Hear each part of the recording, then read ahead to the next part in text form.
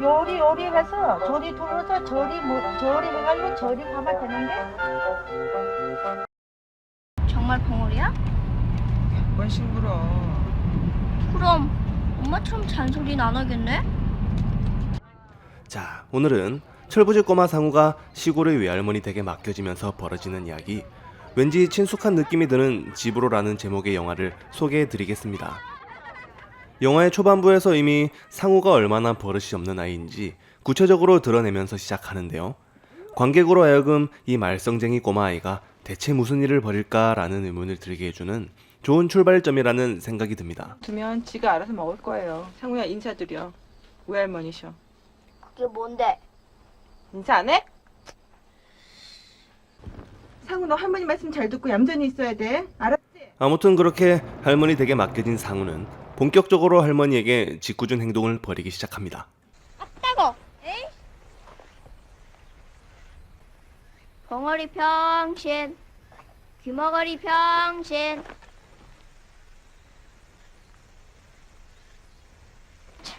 그러나 할머니는 상우가 뭐라고 말건 묵묵히 걸음을 옮기고 상우 역시 결국엔 할머니를 따라 집으로 향하게 됩니다.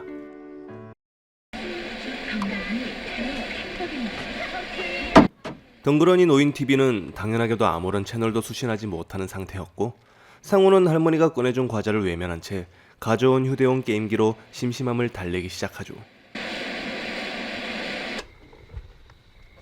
할머니는 그런 상우를 말없이 바라보기만 합니다.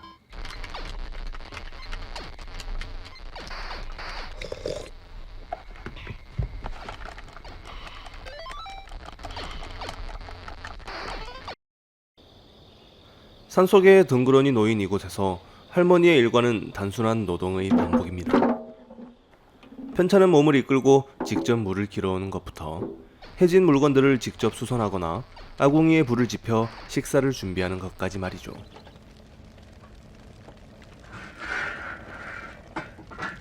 쭉 그런 삶을 살아오신 할머니와는 달리 상우에겐 그 모든 것이 생소하기만 했습니다.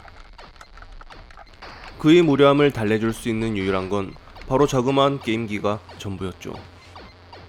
그러나 게임기의 배터리가 모두 닳게 되면서 상우의 불만은 할머니에게로 향하게 됩니다. 안 돼, 이상하다. 안 들려? 배터리 사야 된다고! 돈 줘, 응? 배터리 사야 돼!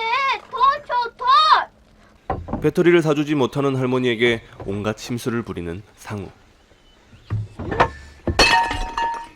요강을 깨트리거나 할머니의 하나밖에 없는 고무신을 숨겨버린다거나 하면서 말이죠.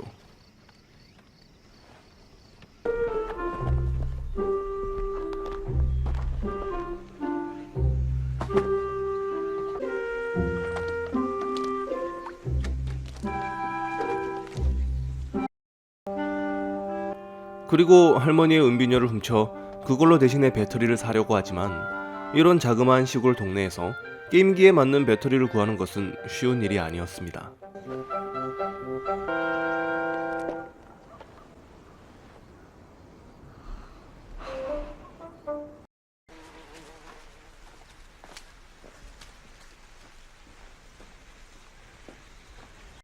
결국 상우는 다른 놀거리를 찾게 되는데 혼자서 상황극을 한다거나 일평도 채 되지 않는 마루에서 롤러브레이드를 타다가 그마저도 여의치 않자 마루에 누워 잠을 자는 것만이 고작이었습니다.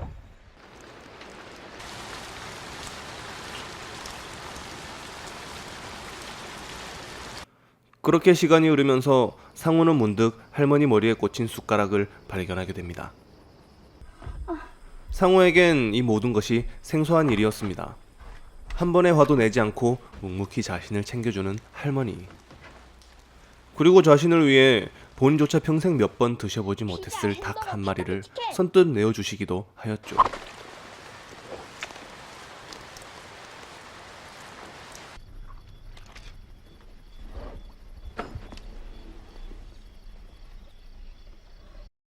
그러한 모습들이 철없던 상우에겐 하나의 충격이나 다름없었을 것입니다. 돈이 있으면 뭐든 할 수 있지만 그러한 돈의 가치가 얼마나 많은 노력으로부터 시작되는 것인지를 그제야 처음으로 알게 된 것이죠. 마침내 할머니의 진심을 깨달은 상우는 자신의 잘못했던 일들을 조금씩 반성하기 시작합니다.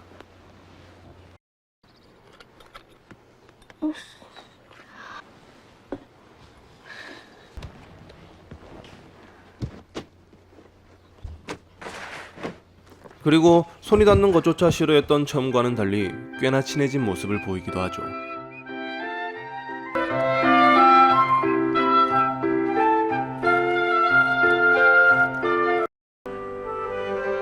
왜 이제 와? 그리고 어느새 상우는 할머니에 대한 걱정과 그분의 조건 없는 사랑에 진한 감동을 느끼고는 울음을 터뜨립니다. 자신의 지난날의 행동들을 모두 후회하면서요.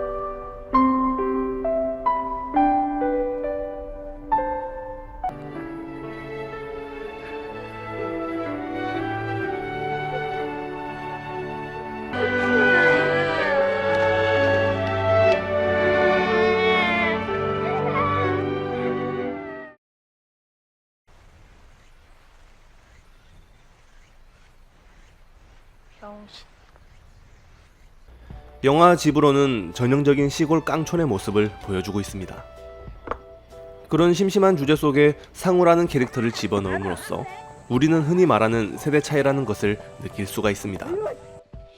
고작 7살에 불과한 갖고 싶은 건 뭐든 가지며 살아온 상우와는 달리 늘 참고만 살아왔던, 그리고 오락이나 놀이는 물론 제대로 된 배움조차 없었던 그 시절의 삶을 살아온 할머니가 어떻게든 상우를 이해하려 노력하는 장면들은 보는 이들의 안타까움을 자아내는 한편 잔잔한 물결처럼 우리의 마음을 울리기도 합니다. 그리고 그러한 과정 속에서 할머니에게 마음을 여는 상우를 보면서 우리는 왠지 모를 안도의 한숨을 내쉬기도 하죠. 저는 개인적으로 도형의 모양을 맞춰놓는 어린이용 장난감을 두고서 한참을 헤매던 할머니가 결국엔 도형을 일렬로 예쁘게 맞춰놓는 이 장면에서 왠지 모를 숙연함을 느꼈습니다. 평생을 집안일과 정리정돈만 해왔던 그분의 일생이 그대로 드러나는 듯한 무척이나 짧고 강한 장면이라는 생각이 들었거든요. 싶다. 써봐. 다시.